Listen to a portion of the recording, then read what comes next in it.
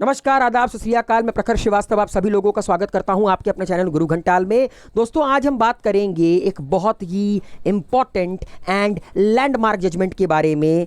Shankari Prasad Singh Dev versus union of India का case. निकल पड़ते हैं आज के सफर पर। अगर ये वीडियो पसंद आए तो लाइक शेयर कमेंट करना ना भूलिए। गुरु घंटाल को सब्सक्राइब जरूर कीजिए। दोस्तों, ये केस है सन 1951 का, भारत के संविधान के लागू होने के एक साल बाद का। भारत में जब आपका पहले इलेक्शन की तैयारी चल रही थी, फर्स्ट जनरल इलेक्शन की जब तैयारी चल रही थी, उस दौर का।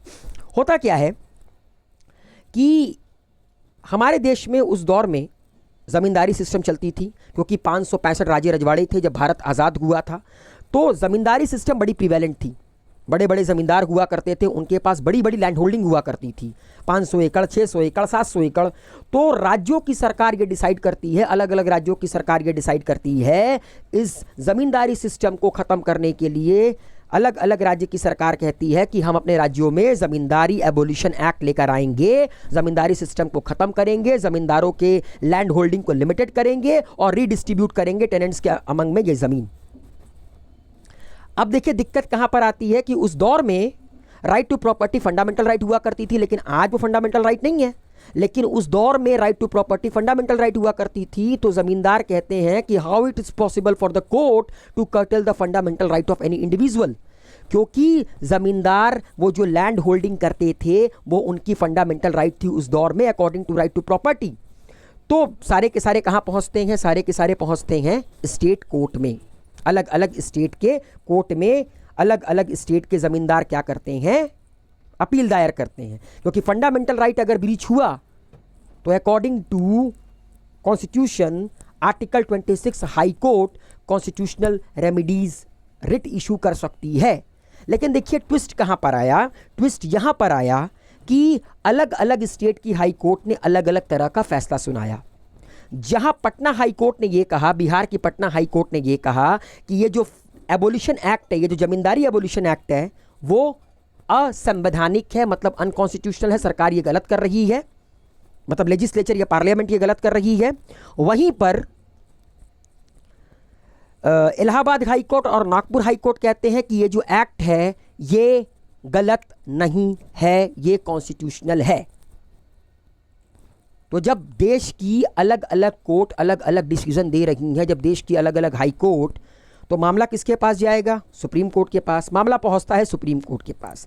अब देखिए इधर ही बीच एक ट्विस्ट और आता है, बड़े ट्विस्ट है इनकी कहानियों में, कि अभी तक स्टेट गवर्नमेंट ने ये डिसाइड किया था अलग अलग राज्यों की कि हम जमींदारी एबोलिशन एक्ट लेकर आएंगे।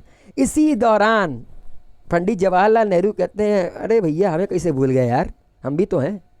ठीक है, हमारे देश की जो यूनियन गवर्नमेंट है, पंडित जवाहरलाल नेहरू की सरकार, वो भारत के संविधान का पहला संशोधन करती है। और वो संशोधन ये था कि राइट टू प्रॉपर्टी जो कि फंडामेंटल राइट था उसे लिमिट किया जाएगा, एंड दूसरा जमींदारी एबोलिशन लॉ वैलिड मानी जाएगी। लो, सोने पे सुहागा। स्टेट हाई कोर्ट ने जो किया, इस यूनियन गवर्नमेंट भी आपकी पिक्चर में आ गई। अब जमींदारों का दिमाग और खराब हुआ। जमींदारों ने कहा अभी तो राज्य राज्य खेल रहे थे, अब सेंट्रल भी बीच में आ गया। इसके खिलाफ भी कोर्ट में सब लोग गए। अब सुप्रीम कोर्ट का जजमेंट क्या निकल कर आता है इस केस में?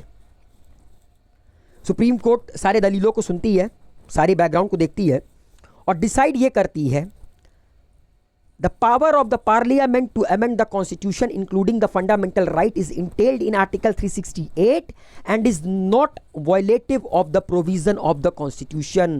सुप्रीम कोर्ट फैसला सुनाती है लेजिस्लेचर के, पार्लियामेंट के हक में, और कहती है कि फंडामेंटल राइट को बदलने का अधिकार पार्लियामेंट को देती है आर्टिकल 368। और अगर पार्लियामेंट आर्टिकल 368 के तहत राइट टू प्रॉपर्टी को लिमिट करती है, जो कि एक फंडामेंटल राइट है, तो वो संविधान का वायलेशन नहीं है। सेकंड, सुप्रीम कोर्ट ये कहती है कि उसका कोई मत नहीं है कि वो जो रिट इशू करने की पावर है हाई कोर्ट की अकॉर्डिंग टू आर्टिकल 226, उसको किसी भी तरह का कर्टेल करे, मतलब किसी तरह का चेंजेस लाए, कम करे, ज़्यादा करे, कुछ भी नहीं, वो जस की तस रहेगी। और तीसरा कि एक बात मैं आप लोगों को और बताना चाहता हूं कि जो पहला संशोधन किया गया था ना, फर्स्ट अमेंडमेंट एक्ट किया गया था आपका पंडित जवाहरलाल नेहरू की सरकार में, उसमें एक चीज़ मैं आप लोगों को और बताना भूल गया कि 2 नए आर्टिकल और ऐड किए गए थे, आर्टिकल 31A, आर्टिकल 31B, ये भी ऐड किए गए थे कॉन्स्टिट्यूशन ऑफ इंडिया में। तो सुप्रीम कोर्ट अपने जजमेंट में इस आर्टिकल से रिलेटेड कहती है